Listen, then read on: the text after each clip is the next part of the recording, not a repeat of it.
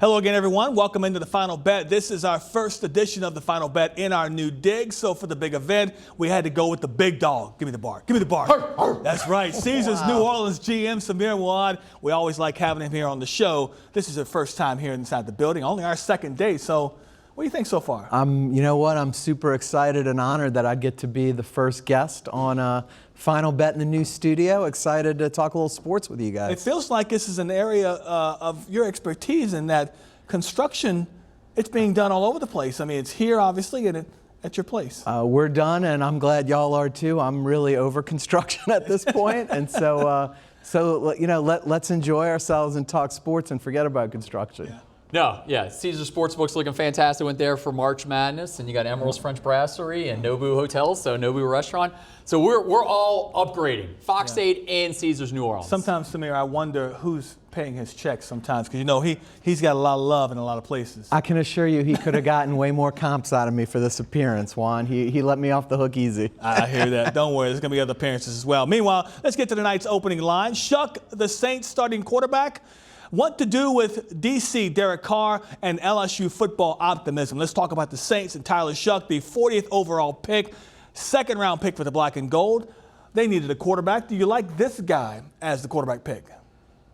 Look, I don't pretend to be able to evaluate quarterbacks any more than the professionals can. I'm excited for the year that he had. And, you know, other than I wish he didn't have 3 out of his 5 college years ending in injury, which seems to be a problem for us overall. I'm excited for him. Yeah. Hey, this is the new future of the New Orleans Saints. Okay, you had Sean Payton and Drew Brees in 2006. Surgically repaired Drew Brees in 2006. Yes. Sean Payton wanted Drew Brees to be his quarterback in 2006. So now we fast forward to 2025. Kellen Moore did his homework on this quarterback. This is the one he wants. He's an offensive genius like Sean Payton, so we just got to roll with this is the guy. I know there's a lot of people on the outside that are kind of against Derek Shuck. You know, they want to Tyler Shuck. I took the names, put them together. You know, wanted Shedeur Sanders, other guys, but this is the one they wanted. Yeah, we shall see how it works out going forward. Does it bother you that he's 25 years old? No, not at all. When the season if you tell me that we're getting 5 good years of quarterback play, I'd be super excited. Exactly. So worrying about his longevity when, if he's great, these guys play into their 40s now, no concern at all. All of us are old enough to remember the show $6 Million Man. Yep. Rebuilt, bigger, stronger, faster. No doubt. I mentioned that to Tyler Shuck about, you know, you've had some surgeries and you have rebuilt, so maybe that's the thinking that he's healthier now. He told me he's 100% healthy. Yeah, and I will say a key thing with Tyler Shuck is these have all been breaks. Yeah. So he broke his clavicle twice and he broke his leg once. With Michael Penix Jr., the starting quarterback for the Falcons, he has 2 torn ACLs. Yeah. A tear is much more extreme than an actual just break, okay? I mean, I'm not a doctor. I did go to school for like almost 7 years of LSU, so I could be considered a doctor. But that seems a lot different between a tear and something that's broken. So I think that he's in a good spot. Yes, he's a little older. He's more mature. He's already married. Like, he's got a lot of things going on in his life that, you know, a lot of rookies are just trying to find an apartment and they can't cook a meal for himself. I will say this about his injuries. Talking to him, he said the reason why he rebroke his clavicle is because he didn't do any rehab on it. This time he did, and said he learned the lesson. But it makes sense the Saints would go after that quarterback early because you have concerns about Derek Carr's injury situation. I mean, I think we all do, mainly unknown. Because of the unknown, right? And for whatever reason, whether it's strategic or a lack of communication, who knows what it is, we're not getting a lot of information out of Airline Drive. And again, knowing how, you know, Mickey's been over the years, that might be by design. Yeah. I'm excited that we have an option. That's what I would say. Yeah. I think you have 4 quarterbacks in the building, and I know Garland doesn't agree with me on Haener, but all 4 of them are at least intriguing in my opinion. Yeah. Only one of them has won a game with the Saints, but neither here nor there. Yeah, I'm kind of a Haener hater. He only got, 2 quarters of starting time there. He's 0-1. Spencer Rattler's 0-6. I get more Spencer Rattler love wherever I go. Everybody, I don't know what he did to this town. I think that's the SEC bias a little bit in this area, right? The South Carolina fans love him too, and he never won anything there. No, he didn't. I got stopped by outside of Costco not in my car. I got stopped by a police officer that was like running security, and he wanted to know why Spencer Rattler wasn't going to be the starting quarterback over Tyler Shuck. There's something rolling here, and I think it's going to be, that Tyler Shuck is definitely, I think, has a little leg up. So let's skip ahead now to September 7th. That's week 1 of the regular season. Who is the starting quarterback for your New Orleans Saints? Yeah, come on, Coach. I mean, look, it's Derek Carr if he's healthy, but we don't know if he's healthy. Yeah. So then based on that, do I say Tyler Shuck? Do I go with Spencer Rattler? I mean, I'll just completely go off the board knowing how uncertain everything is, and I'll say it's going to be Carson Wentz. Carson Wentz, not even on the team. That's not, it's not logical, but I don't know what else to say. So you're saying they may go outside and get themselves a veteran backup quarterback because you have such a young room. I mean, it's not a far-fetched idea. And he played under Kellen Moore. Yeah. That's what makes it interesting. Garland? I did not expect the Carson Wentz card to just come rolling out here. But you don't get that with other guests. That's what you get when you bring in the VP. VIP, yes. I got you, yes. I didn't expect that, no. September 7th, week 1, I think that Tyler Shuck's going to be the starting quarterback. This Derek Carr situation just keeps getting murkier and murkier. Is Derek on the roster? Is he in black and gold still? That's the bigger question. I probably think they get him out of there. Just get him out. This thing's an absolute mess. They should put a deadline on when they're going to, what they're going to figure out what's going on with his future. The only time we get any information is from NFL Network employees, and his brother works for the NFL Network. I mean, between Rap Sheet, between his brother, and then Jane Slater, another NFL Network reporter. That's the only information we're getting right now. I don't like it. I think they should just move on. Take a punt. There's got to be a few teams in the league that are desperate for a Derek Carr as a backup. Yeah, a healthy Derek Carr. I will say, if it's someone who's on the roster now, I'm on record as saying it is Derek Carr. Okay. Yeah, that's just what I think. Yeah, I agree. Meanwhile, the first overall pick, if you think back, was spent on what they always do in offensive lineman, someone in the trenches. I shouldn't say just offensive lineman, but it's Kelvin Banks Jr., who was the top offensive lineman coming out of college this year, winning all the big awards. You got to feel good about what this offensive line looks like now because you're putting him at left tackle. You're moving Fuaga over to the right tackle. You've got a little bit more depth now. Are you happy with the first-round pick? I am. I believe in building your lines. That's Can't do anything if you don't have it. As a young boy, my dad was a Saints fan first and a Cowboys fan second. And he used to say the Cowboys under Tom Landry were great because of offensive and defensive line. You control the trenches. Yep. And that's 100% what I believe. And you have some real pieces on the offensive line now. The defensive line is looking a little better. Like, that's something you can get excited about. And if you want to point to why the Saints would be successful this year, it's because of interior line play. It's the one thing in football that has not changed through the ages. 100%. If you can win in the trenches, you can win the game. Most times. Build from the inside out is what they say in the NFL, and the Saints have done this bigger than anybody. I mean, they are obsessed with drafting offensive linemen and defensive linemen since 2019. I think 7 of their last 8 picks have been on the lines. Only one not on the lines was Chris Olave. So I can't dispute this pick. You know, I can't be that mad at it. I personally wanted Tyler Warren out of Penn State because Taysom Hill suffered a serious knee injury, according to Mickey Loomis, and he's a Swiss Army knife. But if you need somebody to protect Tyler Shuck as your starting quarterback on day 1, then Kelvin Banks your guy. So let's look at the over-under for the Saints this season. Right now, it's 6.5 wins. What's Vegas saying? Well, the bettors are saying go under. That's where we see the money going right now. And that's both locally and nationally with Caesars Sportsbook. They don't have a difficult schedule this year coming up. They don't. But they're not a good team. And that's the issue. Yeah. And I think if we knew what we were getting out of the quarterback play, I think you can talk yourself into every other part of the team. They've done enough to build it up. Obviously, you need receivers to get healthy. But the betting public does not believe in us, which isn't really surprising. Yeah. And they're going under.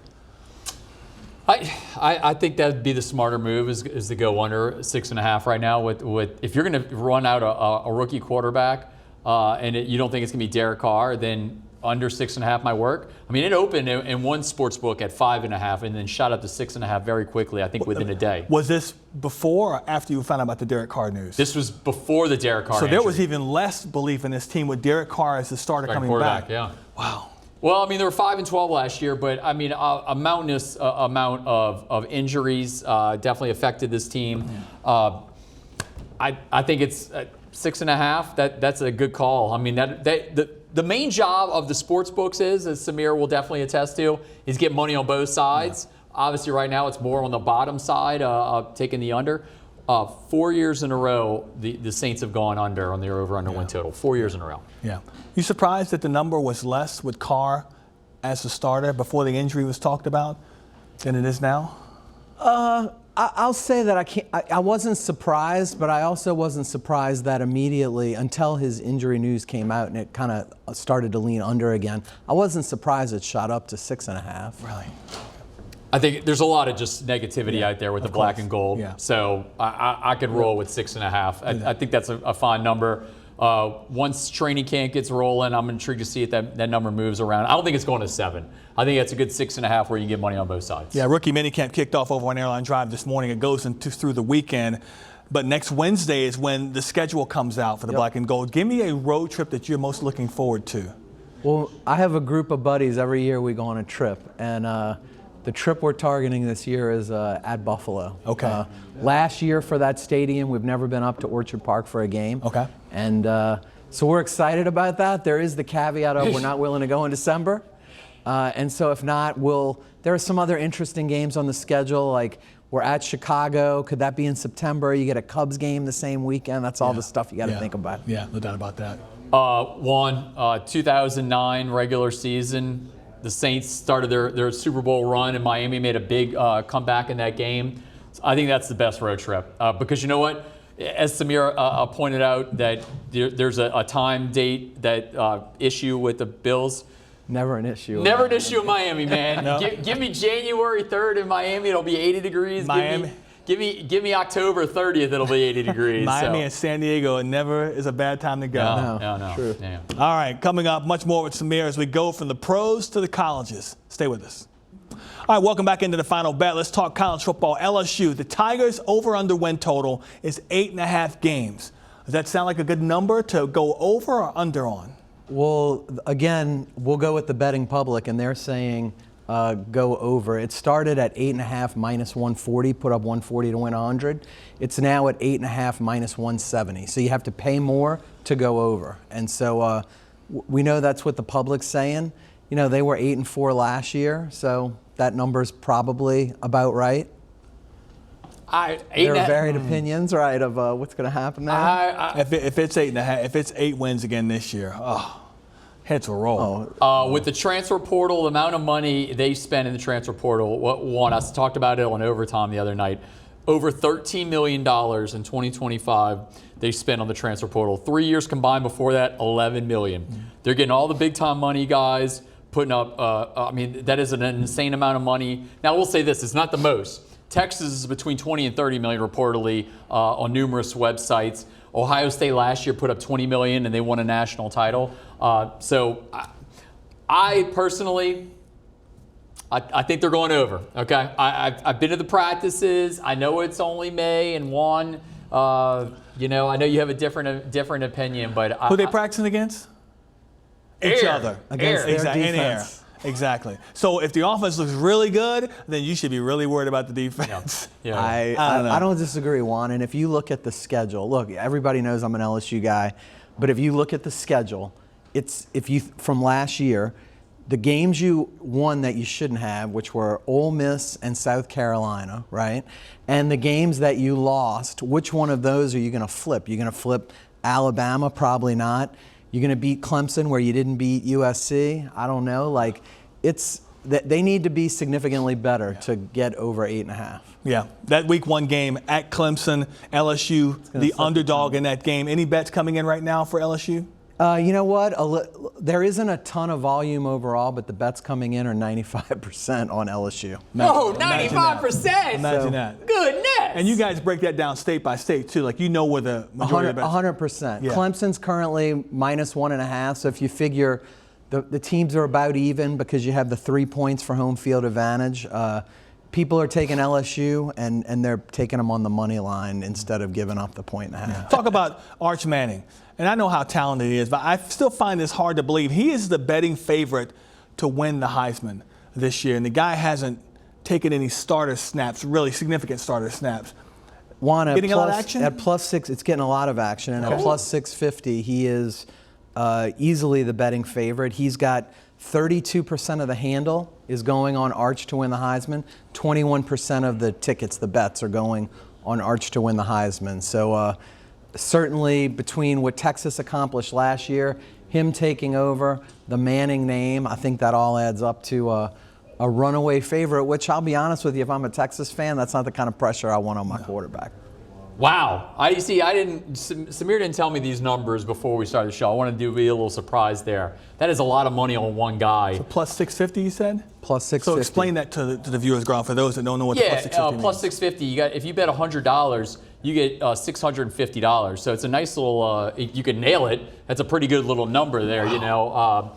Nussmeier is a little, I think, a little higher, like what, +800. Well, if you're an LSU fan, right, you want to bet Garrett Nussmeier to win the Heisman. Yeah. Because Nussmeier's +800, so 100 will win you 800. He is the second favorite, and 11% of the bets and 11% of the handle is on Nussmeier. And for what it's worth, in my opinion, it really comes down to what Garrett Nussmeier are you getting? Are you getting the one that played most of the season when they were playing good football and winning, or are you getting the one that showed up from halftime of the A&M game to when he got his clock cleaned in the Oklahoma game? In between those 2 points of the season, Garrett Nussmeier didn't look very good. So what are we going to get?